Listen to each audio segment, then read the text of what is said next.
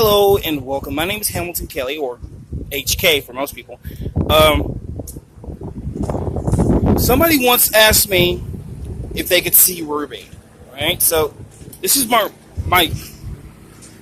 built, my custom built little mini moped. It's on a 26-inch Huffy bike with a 70cc BT80 engine with the stock muffler. That's going to change soon. With a racing carb, so she doesn't bog up hills anymore, and a couple of extra commodities that make Ruby Ruby. She has a little fan in here that keeps her nice and cool. She has a mount that I'm using right now to hold up the front turn signals, which right now I don't have a flash relay. My bad. So they just hold a steady color. I need to get that flash relay really bad. Super bright LED, right? I can see everything at night with that thing. It's a 12 volt 4 amp LED, I believe. Yeah, 12 volt.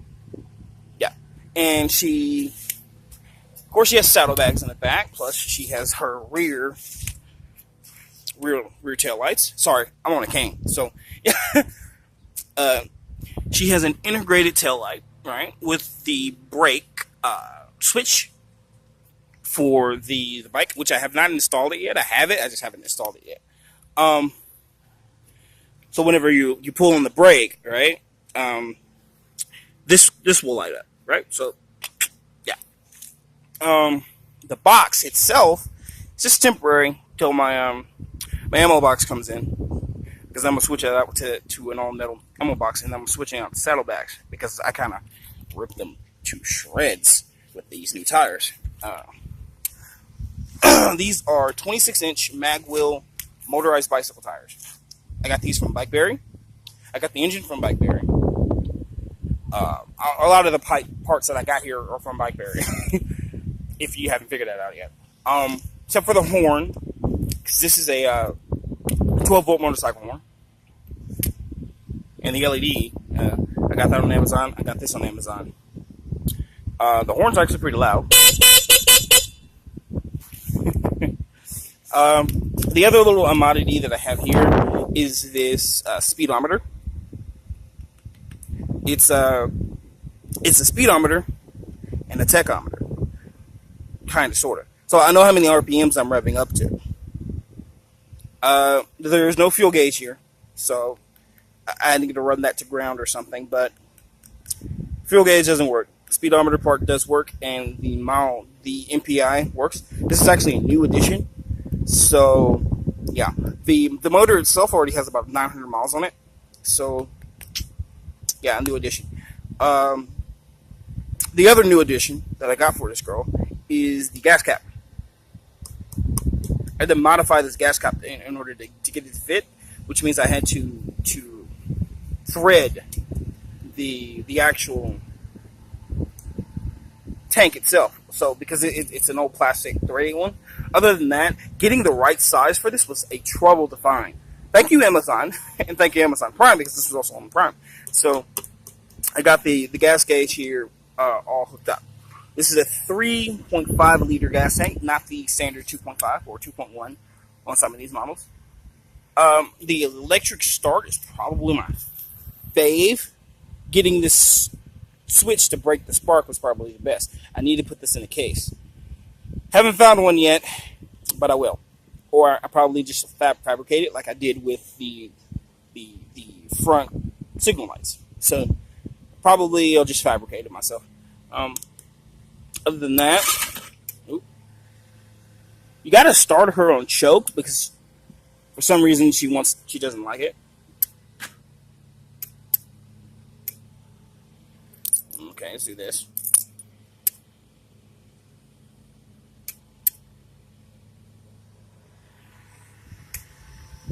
She's not wanting to start.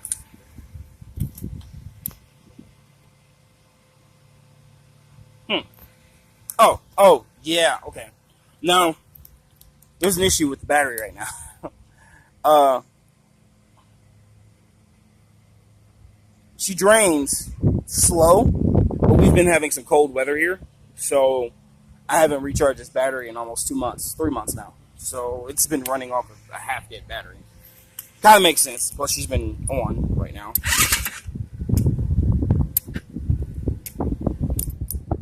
So let's kill her for right now.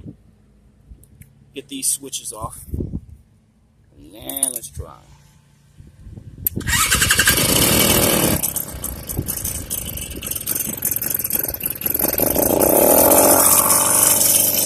There we go.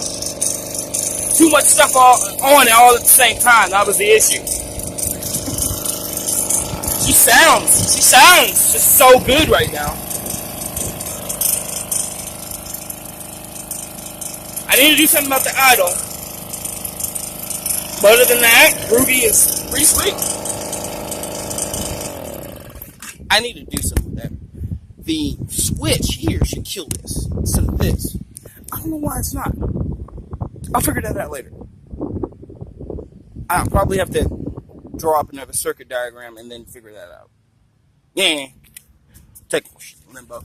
This big yellow line you see here, that was the only way that I could figure out the turn signals for the front and back.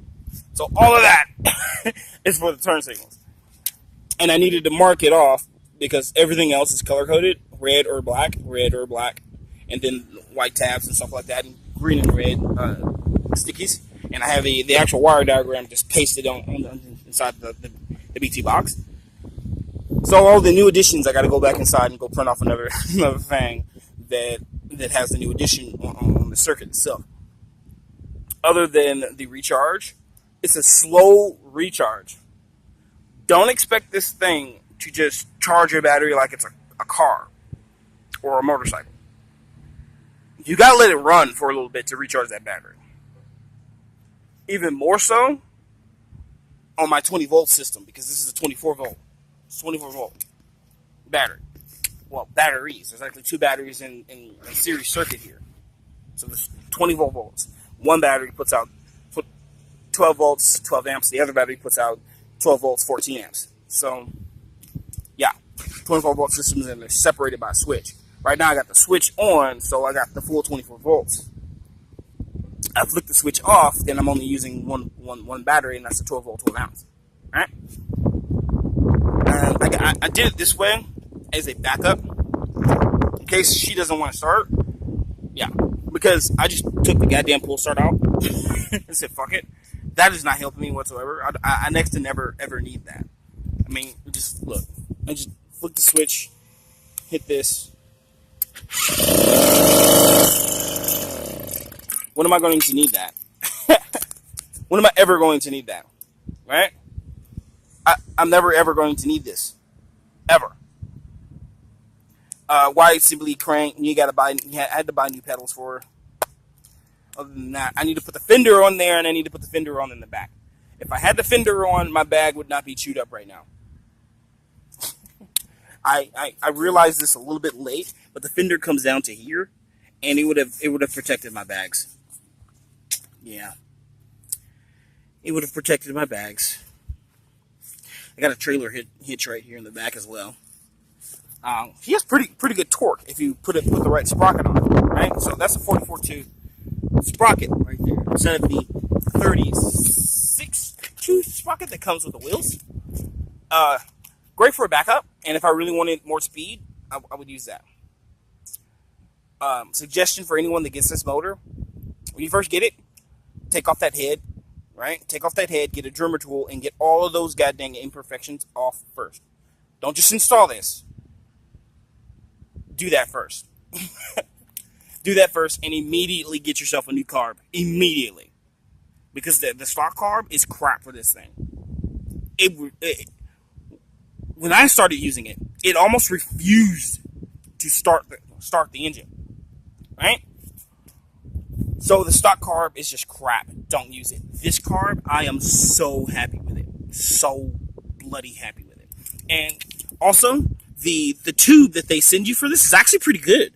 It's a pretty high grade tube that comes with this. This is not that tube. This is the blue tube that they recommend for all of these bikes. So I went with this, but the other tube is actually pretty good. I'm going to keep that as a backup. And because this motor is so heavy and lopsided on one side, get one of these. Get one of the dual kickstand, the dual leg kickstands, and as well as get yourself another side kickstand. The way that I have mine set up is that chain is so tight that I don't need a tensioner. I really don't. I never need a tensioner for this thing. But because it's too tight, I think I'm losing some speed and some torque. It's a great compromise because I really don't want to deal with installing a tensioner. And my spring tensioner that I do have, I'm just not going to use that. I'll use that as a backup if I really have to. Plus, I have another bike that I'm building for another person. So, yeah. Other than buttoning her up a little bit, she's great. And when I say buttoning up, these wires right here, they all need to be hidden, right? And they all need to be secured. These wires in the back, they don't really need to be secured. They need to be secured like these, because these are all zip tied here. These are not. They're floating. And I need to get these secured. So all of these need to get secured and tied up. Other than wanting to take your wheels apart like at least once a month, take these off, take your wheels off, right? Take them apart, lube up the ball bearings and stuff like that at least once a month. Especially if you ride as much as I do. I ride every day. Every single day, even when it's cold outside. So, to do it that way, do this once a month. And get yourself a new seat. I love my seat. It's great. It's a little bit too low. I need to raise it up. But other than that, love it. And grease your chains. Lube your chains, I'm sorry. Get chain lube. High grade chain lube, and that'll keep that chain as pretty as this chain is right now, because she's pretty. Nice and clean. The bike itself is dirty because I just came from off of a dirt road, and she's going to get a bath here in a minute. I'll say bath, but I'm going to hit her with some degreaser and then clean her up. Luckily, all the wires are nice and secured, and they're soldered, so I'm not going to have to deal with any loss of voltage. Soldered wires, screw those connectors that comes with that stuff. I just took those connectors apart and soldered everything up in there. I wanted a direct connect, and then I just used the wire connectors, the heat shrink, wrap the wires around there, hit them with a blowtorch to make sure that everything is nice and secure. This yellow tape needs to stay on there so I know what that wire is. Every wire on here is either black or red, with the exception of the ground wire that comes with the motor itself. That's the green wire. Even these wires in here are black and red, but there's so many colors because they go to this switch here, right? So many colors, and this switch does so many things that I have to have it like this. So yeah, no, don't mind this. That actually goes to the fan underneath and tells the time.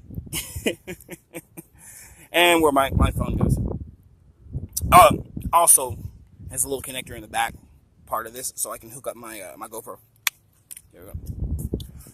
And don't get any crappy side mirrors. Yeah, don't get any crappy. I know that lady. Don't get any crappy side mirrors. Get these or something similar to these, because they're all metal. This is straight up metal. And never tighten anything all the way up on here. With the exception of your throttle, everything else needs to be loose. Because if you drop your bike, which I have on a couple occasions, you want these to be able to move, right? So this is nice and tight, but it will move, so it won't break. Same thing with my throttle. Not throttle. Brakes. I went with the dual brake system right here because I have a brake in the back and I have a brake in the front. I don't want to have two levers sitting on one side. In fact, I don't like levers to begin with. So if I'm going to have a lever, I only want one lever.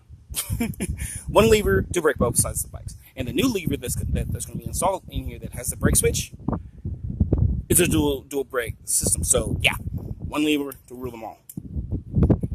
hit that, and that over there breaks. There you go. See, I'm pulling this, and that over there is moving. There you go. Other than that, I'll say that you're going to want to keep your engine clean, especially during the braking period and even afterwards, because what she likes to do is, because this isn't like a great gasket that comes with this. I have Gasket Maker, which probably would make this a better system, but she spews oil a little bit right here off the side of the engine. It's not much, and it only goes about that far. But other than that, and the oil just drips out and goes to the ground. It's not much oil. Plus, it's not really all that bad. That's because that's a centrifugal clutch. And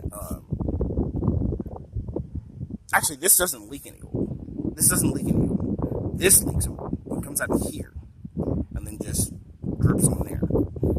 Great. But getting better mufflers is probably great. I wanted to get an expansion chamber for this girl. So, but I want it to be able to go down and then out this way. Yeah. Down and then out that way.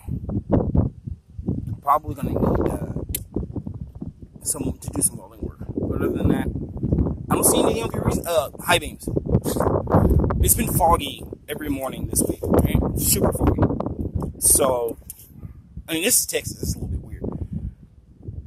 This mount that I have up on here, right? I'm purposely using this because it has room for another light, right? That is a stationary light. This light, I want it to be able to move, but the other light, I want it to stay still as a fog light, right? So high beams are going to be a thing for me. Luckily, I got a spare switch right here that I can just hit the high beams on. And when this thing comes in, this switch is like useless. It doesn't even do anything. It's not even hooked up. What I did, on the other hand, was turn this into a switch. Got a couple of bits of wire, right, and a fuse, right? Bits of wire and a fuse. So it's grounding itself out in here instead of it needing to be grounded to the engine when something ever happens. So, which is okay. That's great for now. It does have a ground that I could have actually routed it to, but for right now, I just got it grounded out to itself because there's nothing hooked up to this. I'm going to use this for the high beams when I get in another headlight. So it's going to be that one, and then a secondary light. Flick that, high beam, bam, good to go. Other than that, that's Ruby in a nutshell.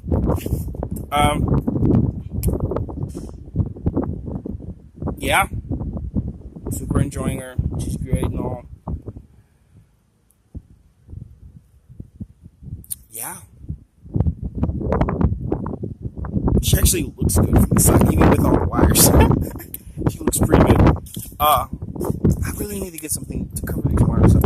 And someone was telling me that there's a wire hider or something that I could use to just get up on there. If I get these wires covered up, she'll look really good. Do some more flushing. I'm definitely not done with her because there's a lot of buttoning up I have to do. Oh, another thing that I forgot to mention. Ruby has herself a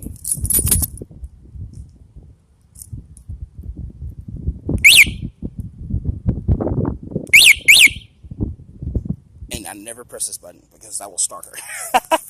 I never press that button because she'll start with that one.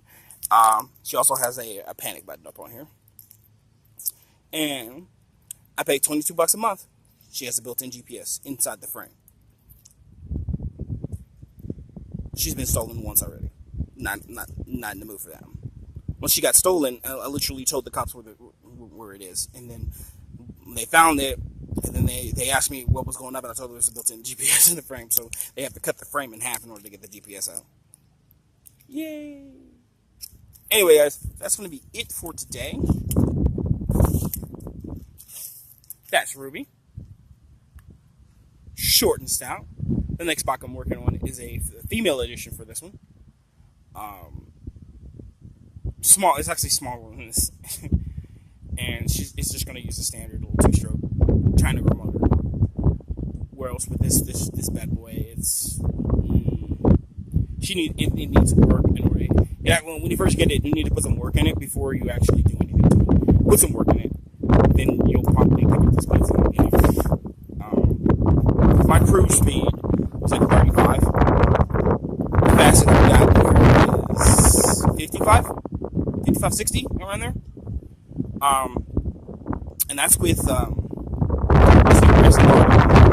that did on the inside. Ported the engine and everything.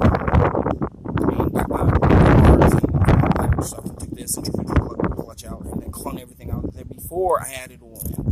Before I did all that mess. This is before I installed it. So, yeah. Yay!